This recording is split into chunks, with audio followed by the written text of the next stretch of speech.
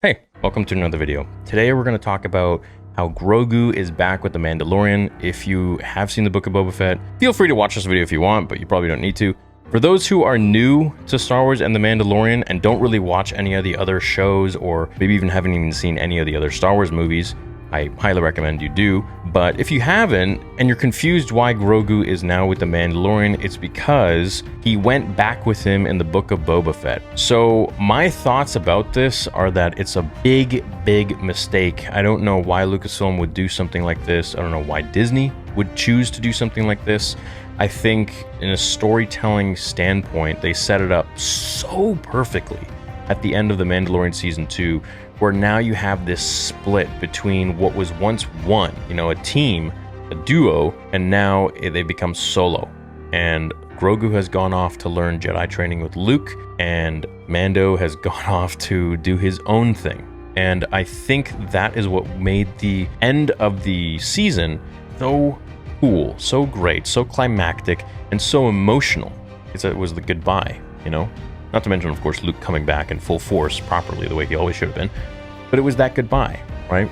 You got that very emotional music, and Mando takes off his helmet, and, it was a nice moment. I think it would have done so much more for their character development if Mando was off doing his own thing, Grogu was off doing his own thing, and whether Grogu wants to become a Jedi or doesn't, in the end, he could have the same exact decision that he had in the Book of Boba Fett, where he chooses the Beskar armor over Yoda's lightsaber, and Luke takes him back to the Mando. But it could have been done in a bit of a different way, and they could have stretched it out longer. I think it would have been great if, let's say, we have a bigger threat, as we know, is going to be coming to the Mandalorian Season 3, such as Thrawn, such as a dark Jedi like Joruus C'baoth, which, if you don't know, was in Legends, Heir to the Empire by Timothy Zahn, great trilogy of books. And this takes place after Return of the Jedi. There was a dark Jedi clone named Joruus C'baoth, absolutely insane, powerful guy, ends up fighting Luke Skywalker, and they could create someone like that in The Mandalorian Season 3, where I believe that would create a big need for the Mandalorian to find himself and to have motivation to continue. And let's say it's halfway through the show or near the end of the show where he doesn't really have that feeling inside of him to fight anymore. He's worried about the child. He doesn't know where the child is. And he needs that hope, right? Like if you ever been at like a basketball game or something like that, and your parents aren't there, your friends aren't there, and all of a sudden, like second quarter, they show up and they're there and you get this burst of motivation and you're like, yeah, okay, let's do this. We're back in. Something like that. And I think Luke showing up at the last minute, let's say, to bring Grogu to Din and to also fight his own battle, maybe against the Dark Jedi, while Mando is fighting against, Thrawn's army of undead or something like that, would be pretty sweet. Or, an army of Dark Troopers, phase whatever, the highest phase that there is. I think it was phase 3 or phase 4, which were lightsaber resistant, and they were huge, they were fast.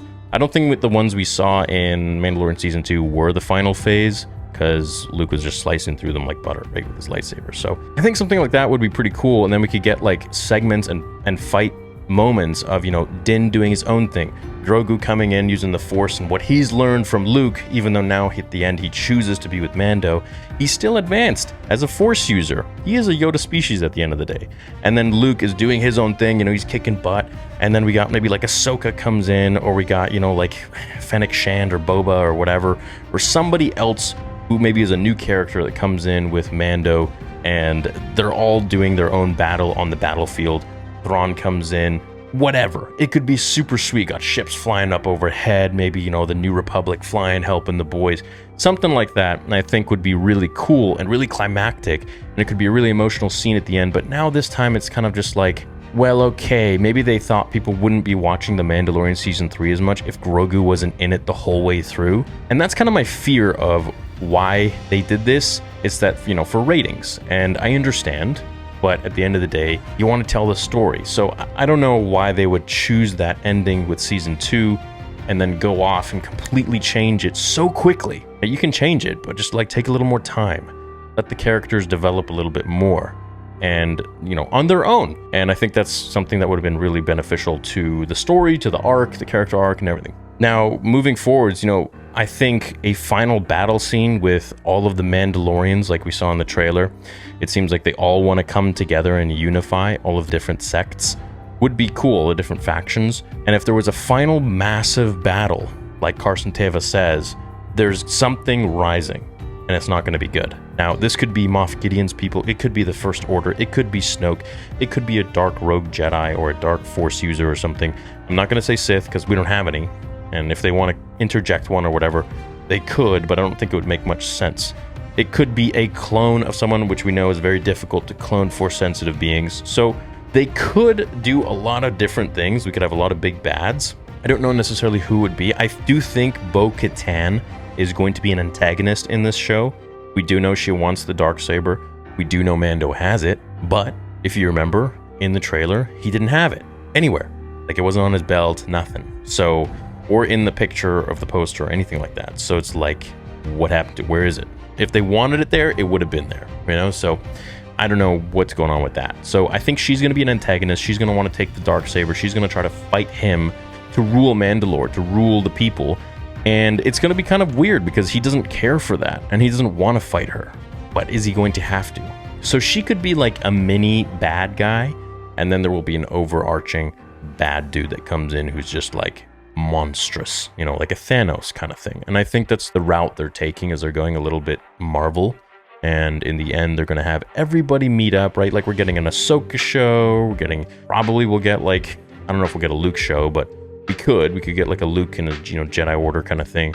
We were going to get Rangers of the Republic, which is going to be Gina Carano, which I wish she was still in the show. It's going to be really unfortunate to see how they deal with her character. No matter what they say, it's not going to make any sense. We're all going to know that they canceled her, and it's really unfortunate in that sense because she was really a good character, and I think she played her part really well, and I like Gina Carano. So it sucks that she's not in the show, but we're going to have to wait and see what they do and what they say regarding her character going forward. Like, Grief Karga's going to be like, yeah, she like just isn't around anymore, or she took off. So like, fans are going to be pissed, dude. I'll be pissed. I'll say something about it. So it's not going to be good. So we got to wait and see what they say, what happens, because there's going to be some backlash for that for sure. It would have been cool if, she brought Grogu to the Mandalorian, maybe, went and met Luke or something like that, and Luke shows up later or doesn't show up at all. We don't even need Luke in this. But it would be neat to, of course, see him, as always, get the band back together, so to speak, kind of like this new band. And it would have been really fun to see Baby Yoda, to see Grogu with Yoda's lightsaber, just like going nuts, going ham on people. The little lightsaber. So overall, I think the reason that they did this was for ratings and for views. I don't see the story element behind this. I think it worked better when they were split up.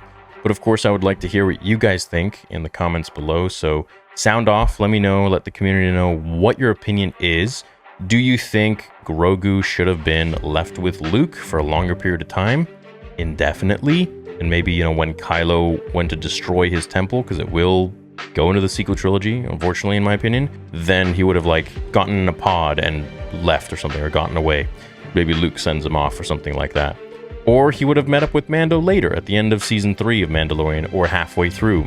I think it still would have been just as popular of a show, but I don't know. I guess we'll wait and see now how they're going to do this, and really how integral they're going to make Grogu in the show from the very beginning.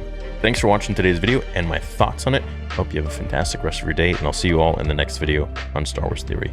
Till then, remember, the Force will be with you always.